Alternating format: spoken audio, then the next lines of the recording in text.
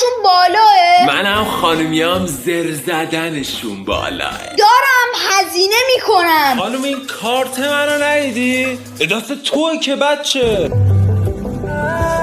ایول. آها تتو داشتم شلوارکم عوض میکرد.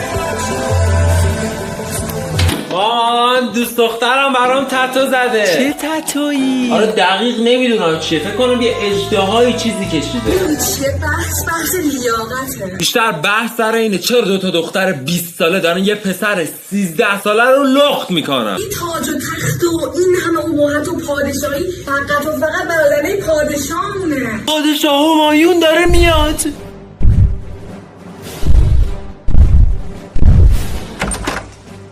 هی این پایین اما آخ ببخش.